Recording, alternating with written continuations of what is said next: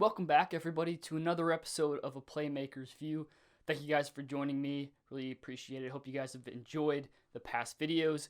This episode is dedicated to sports broadcasting. If you guys don't know what sports broadcasting is, it is the reason behind the entertainment of sports, basically. You know, the audio and the cameras, everything you see on TV when watching a sports game is basically sports broadcasting. My friend Will and I today are going to be discussing the whole idea behind sports broadcasting, how to get into it, and just the beauty of it all. I mean, like I said, without sports broadcasting, we wouldn't have the sports that we have today. I think it's super important, and us both, we're in the career, we're taking that path to be sports broadcasters or be in sports in some sort of way. So I hope you guys really enjoy this one. There's some great stuff to learn from Will. He's a great guy and really knows what he's talking about when it comes to sports and the whole broadcasting stuff. So if you guys have any comments, please reach out to me or Will. He also has a podcast that I will link below. You guys can listen to that, the Will Conerly Experience. So some great stuff there. But with that being said, I would like to get things rolling right away, and we can just get right into it. Hope you guys enjoy this episode. I will. So thanks for joining me today. Like I said, you've been on here before, but you're the first official guest here at a Playmaker studio, I like to call it. So we'll just get right off to things and start off. I want you to kind of explain, this is all about sports broadcasting. So how you got into sports broadcasting and, what your passion is with all of it. Yeah, so I initially got into sports broadcasting just because I always enjoyed sports as a kid. Growing up, I always loved watching sports, so it started with passion. It started with just me loving it, my desire for sports. And then that desire kind of cultivated into, I want to get behind the microphone because I love sports so much. I want to be around it as much as I can, even when I'm done playing. I'm someone who loves to have certainty in life, so I was thinking that, I was certain that I loved sports. And so I was certain that I wanted to find a way to be involved with the game for a long term. The playing days ended. I knew they were going to end. I knew they were counted and limited, and I knew that calling sports could always be a good avenue to go. Plus, it just always started with that passion. I mean, I think just intrinsically, I loved hearing the announcers make big calls. I got super passionate about it. And so, like I said, it just started growing up, watching a ton of sports. That's where that desire initially got sparked. Yeah, for sure. So what kind of things have you done experience-wise? I know obviously me and you both were at QU.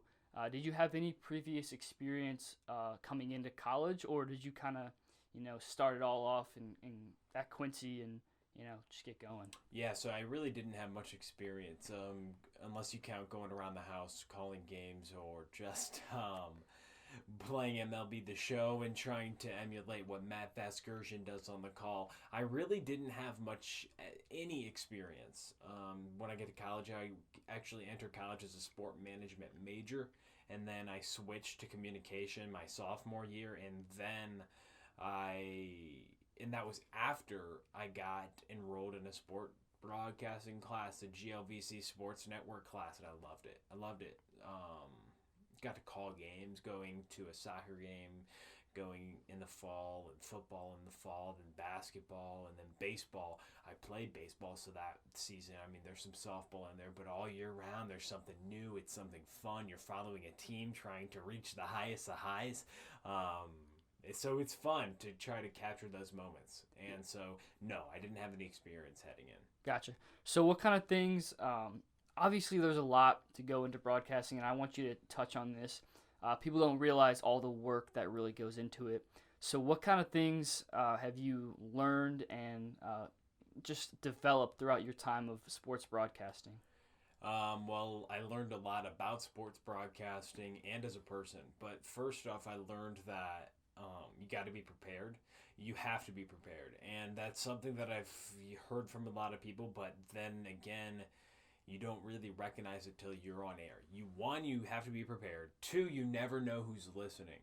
You always have to bring your A game. You always have to perform or give your best effort, because if you don't know who could be listening, your future employer, someone that's a mother of the player, somebody that's anybody. So I've learned that, you can never rest on your best. You can always do better. And two, you have to be prepared. For sure. So I know we talked about this a little earlier, but the whole aspect of bias, I want you to touch on the bias aspect. It's pretty difficult if you guys haven't, and a lot of you haven't broadcasted before, but when your team is out there, you want to root them on just like you're a fan. And there's a balance between too much and just enough. So I want you to kind of touch on your experience with bias and how that all goes into sports broadcasting. Yeah, no, that's interesting. Language itself is bias. Words are loaded just in itself. So when you are announcing for a team, when you're the broadcaster for a team, and if you're just a broadcaster in general, doing sports, doing news, I mean, there's going to be some bias thrown in there. It's impossible to not be biased. But the goal is to be, if you're broadcasting to a national audience, to be not as little bias as possible. But it's impossible to not be biased. I mean, because you're a human. But I think the interesting part with that is you can eliminate certain language that you use, rather than you have to have facts to back up what you're saying. But also, I think something that's interesting is look at a national broadcaster versus a local broadcaster. A local broadcaster is going to broadcast the games through the lens of that local team. National guy, he's going to try to go more down the middle. But either way, it's not good to be super biased, to be a homer. I personally don't think, that's just what I believe right now. But I do think you can cheer and get excited for the team because you have to know, number one, who's your audience. Number two, how can I entertain them in the best way possible? Number three, how will they enjoy it the most? So if somebody on our team that we're watching a game hits a home run, they're going to get excited. That's not bias. That's getting excited for your audience. And so I think that be careful if you are going to say an opinion or a comment that I mentioned. And if you do, which it really isn't your role if you're a broadcaster, especially a play-by-play broadcaster, make sure you have something to back it up. And that's why I think you can eliminate a lot of bias. But you're going to have bias because you're broadcasting for a specific team, and you see the game through that lens. If you're following a team throughout a season, say you're following the Cincinnati Reds all year long, you only see through that lens. So your perspective, everyone's human perspective is different. And what's the difference between perception and reality? Well, we don't really know. So it's tough. Yeah. One thing, so you talk about the preparation and all that goes into it. So I want you to give an example of something that you do to prepare for a broadcast. And personally, I mean, you and I both know that the preparation is half the battle, because if you don't know what you're talking about, the broadcast is going to be not too good. It's not going to go too well. So I want you to get into your preparation techniques and things that you've done. You showed me, the spotting board, all that kind of stuff. What are some things that people are trying to get into broadcasting? What can they do to grow and develop? Yeah, so I think the number one thing to grow and develop is get repetition, right? Get repetition, repetition. And once you get a ton of repetition, you'll learn where you start now isn't where you're going to be in 10 years. However, I think some methods that people could use is research. I think research, and it depends. If you're doing college, look on the NCAA websites. If you're doing professional, look on ESPN. I think if you're doing professional, you obviously don't need to hear from us. But I think that if you're doing anything, I think going and watching practice, talking to coaches, anything in that regard, I think is helpful. And that's what all great broadcasters really do, is they prepare. You mentioned it's half the battle. I mean, a lot for broadcasting. The tool of success, I mean, half of it's preparation. The other half is your voice and your inflection and how you can cooperate with other people in those two arts. But I think the methods that I use is early in the week, I try to look at the upcoming opponent, right?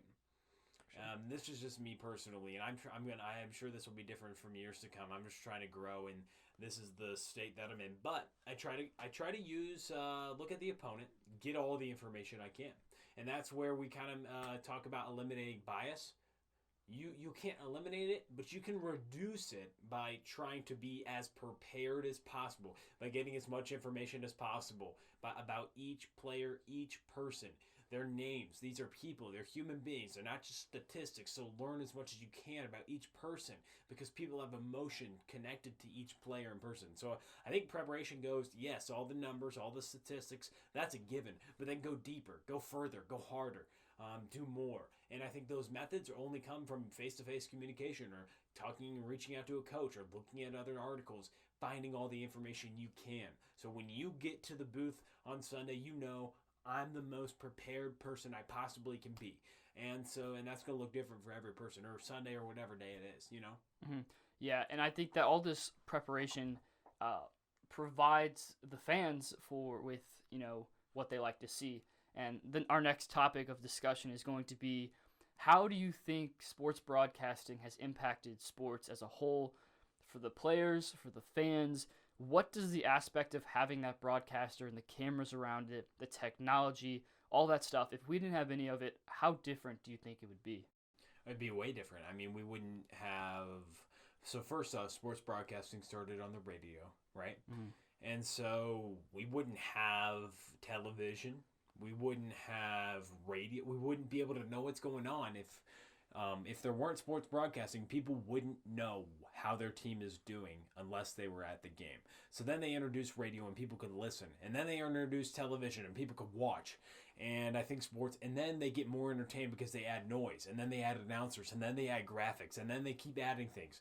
And so I think that the evolution of the sports broadcasting industry has allowed people to enjoy the games a lot more. I love watching games. I love sports. I love going to games, all of it. And two, I think people are just much more entertained, which goes apart with the enjoyment and the need for some stimulation from people, but they love it. I mean, it's such a capturing experience to watch a game now on NFL Sunday or MLB game. I mean, they're fun, they're interactive. They have questions with the fans, and it's an evolving, ever-growing industry. And I think it's going to continue to grow out of this quarantine. They're going to have to get creative. Maybe fans not in the stands. Who knows? They're going to have to do creative things with sound. But it's always evolving. It's always growing. It's a part of the industry that I know we're both really excited to get into and grow and learn with it. But I think that it's meant a ton. It's enhanced the game so much, because now you don't have to just go to the game. It can be a global thing, and that's how sports really started to grow, because of sports broadcasting. Yeah, and I think that sports, in my opinion, sports would not be what they are without the broadcasting 100%. aspect of it all. But the career of being a sports broadcaster, or just in the industry of, if you're the camera guy or the color analyst, I want you to kind of touch on this. But in my opinion, it's really a dream job. You wake up every day and you get the chance to entertain the fans with the sport that you love. It might be baseball, football, basketball, but you do all that research. And for me, the reason I'm in the field is because I want to do something in sports. And I think for people interested in sports, it's a great career to get into. Now, don't get me wrong, it's very difficult, a lot of work. I mean, I'm nowhere near a professional level. You and I both, we're learning and growing each and every day. But what is something that you really enjoy about being a sports broadcaster? Oh, I enjoy everything about it, really. I mean, the process of preparing, I've learned to enjoy it. Learning about these players, these people, their stories.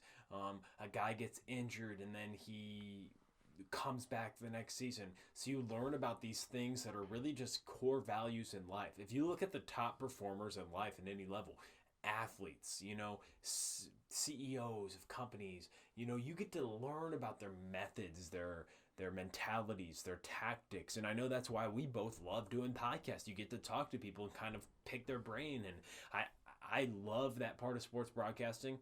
And I love the aspect of going to a game. And before the light comes on and you're on air, that's one of the best feelings in the world, to actually be on air and calling a game. I love it. And so I enjoy all throughout the week preparing for the game, and then the performance. I love all that. And I think the more prepared you are, the more fun the performance is. So I put a ton of work into, that great result. The thing that everyone sees is the production, the thing that you are a part of. But they don't see maybe all the work that you do. But they don't need to, because I enjoy it. I don't need anyone to see it, because they know when they watch if I'm prepared or not within a few minutes of just watching the game. And I don't care really if they know or not. I'm just trying to be as prepared and grow as much as I can. And I enjoy that entire process. And like I said, when sports are on, everybody else is off. When someone gets off their job 9 to 5, sports are on. Sports are on at night. And so I love the aspect how it's not a traditional job. The process is so fun of your continuing learning because no one can ever master a sport. So I love that. And 3, I love calling the games. It's literally a story. Like you're this team has the ball, then this team has the ball, and you're trying to paint a picture and tell a story and help the fans enjoy the game and entertain them. I love all that part so much. It's super fun for me. Yeah, you feel like you're in the game and you're like a part of everything. But another thing is, I want you to explain or talk about some of your favorite moments, favorite calls, like guys like Joe Buck or Dick Vitale, all these guys. Is there something that has really stood out to you is there someone that you idolize and want to be like in the future? Wow. There's been a lot of good calls. I would say that there are a lot of good role models who go about the business the right way. And I would love to learn more about how the process they had. I think it's interesting though because I wouldn't say I want to be like any of them because that kind of seems like I'm shortcutting myself. And I believe there's no shortcuts in life in anything you want to do in success. And you know all about that with your podcast about sports. Nobody is super excellent at a sport on accident. You know what I'm saying? Mm-hmm. You don't just wake up one day and go, "Oh, I'm in the Hall of Fame. I did that on accident." It takes work, effort. And so like when we talk about these Hall of Fame broadcasters that I could idolize, I don't want to say I idolize them. I would just say I'm in awe and I'm kind of like, wow, they're very good at what they do. And you can kind of look at their process. But I don't think there's any shortcut. There's any fast track to success in any way of life. It's always an uphill battle. It's always an upward spiral of growth. No one gets successful on accident. But I would say guys like Brian Anderson, who calls the games on TNT. He's amazing. Milwaukee Brewers voice. He's one of my favorites. He was actually just calling the Phil Mickelson Tiger Woods event on TNT. Yeah. He's incredible. He's one of the guys that I do look up to. And another guy, Charlie Slows. He's the radio broadcaster for the Washington Nationals. Very good. I think Joe Buck is tremendous. I think the best football voice in probably the world that I've ever heard, and I haven't been alive a long time, Al Michaels. Al Michaels is incredible. Jim Nantz is incredible. I think Tony Romo is a guy who's transcending the booth on the color analyst side. And I think Matt Vasgersian is probably the best baseball voice there is, and ESPN has a really good guy with him. And then on basketball side, Mike Breen is very good. I think actually Mike Kelly is very good, the voice of the Missouri Tigers. So there's a ton of good voices out there, and I love listening to a good voice. Probably my favorite, though, out of all those names, and I've mentioned a lot of names, probably Jim Donovan. He's the voice of the Cleveland Browns. And if any of you guys haven't heard of him, look him up. Jim Donovan, Cleveland Browns radio broadcaster on YouTube, and look up some of his highlights. I think he's the best football voice on radio there is, and I'm going to do football radio hopefully in the future whenever football gets back. And he's a guy that I watch pretty consistently because the energy he has, it's incredible. The calls he have, some of them just stick with me. It's just incredible the way he can deliver it, and that's kind of like when I listen to him, and you probably have the same feeling because we both want to excel in this industry, whatever our ceiling is. We want to grow. And so when I hear him, I'm like, I have so much joy, and I was like, I want to make someone else feel like that. Like, I love listening to him, and I want to be someone that they love listening to. They are entertained by me, and they enjoy what I have to say. And that's the feelings that I get when I listen to a guy like Jim Donovan. Yeah, that's exactly what I wanted to come out of this. You said it's not about idolizing them. I think of inspiring. I think it's more of inspiring because each of those guys that you listed has a different thing about them that everyone loves. And I think that that's the importance of sports broadcasting and the beauty of it. You can be something completely different than me. You have a tremendous voice. Everyone knows that you're a great sports broadcaster, and I know that you're going to do great things. But that's the great thing about it. You're no Joe Buck or what these guys. You're someone different, and that's the beauty of it because you're going to bring entertainment and a different style. And that's the different thing. Each sports team has a different guy, and they all cherish them a little bit differently. But yeah, it's definitely not an easy path to take. It's a lot of work, but I think that it's super fun. I mean, you're literally a part of the game every single day, and you can spend your days researching and talking sports, which who doesn't love that? If you're a sports fan, who doesn't love that? So it's a great path to take. One thing I want to transition into is your goals for the future and your plans for the future. Yeah, definitely. One thing you did mention that I wanted to touch on. Yeah. Before I get to that, you talked about being yourself. That's the best advice that I've ever heard from any great broadcaster when they give advice to people. Because everyone's kind of when we see guys like Vince Scully or some of the greatest ever, you're like, oh, how do you do that? His advice is be yourself. And I think it's like when we ask for that advice, sometimes we're like, wow, you did something great. Tell me how you got there and let me get a shortcut. And I've learned that I've even caught myself like, there is no shortcut. Mm-hmm. It is the work. It is the process. But he's saying be yourself. And every broadcaster I've heard of, be yourself. There'll never be another Jayme Burdish in the world. There'll never be another Will Conerly. There'll never be another you. You're unique. You'll be the next you. I'll be the next Will Conerly. And so I think that you'll be the next you is an important message for your viewers to think about, not just in sports broadcasting, but in any avenue. You'll be the next you. And that kind of, I'm dovetailing that into my goals. I want to be the next me. I want to be the best me I can be by continuing to have a growth mindset, by trying to grow every day, put every single ounce of effort I have into every single day, do my best every day, and then use my best, never rest on my best to make it better. And so if I can get better every single day and enjoy the process, then that means I'm going to wake up every day and enjoy my life and love my life. And I'm going to get better every single day because I'm enjoying the process of getting better and enjoying the process of loving my life because I'm getting better and loving my life. So those are like the two things. That's my goal, to love my life, enjoy the moment, and get better every single day. Yeah, I think so many times when people get behind the mic, I fall victim to this. I can remember the first time I ever did a game with you is I was just so tense, like worried about what this person's going to think or this person. But like you said, you got to be yourself in it all, and that goes with anything. It'll eventually come out too. Right. Know? And that's just not sports broadcasting. Anything you do, you got to stick with your guts and just do it because that's the most important thing, because you can't get somewhere without laying your feet down and doing something. So we can cap things off. I want you to finish off with your goals and use what you've used to get to where you are, and what you got planned for the next few years. Yeah, so moving forward, I know in life we try to look for those high points, like getting a job, graduating, or getting this, getting that. And I definitely have like some aspirations to excel for whatever. I know everybody does, Jayme.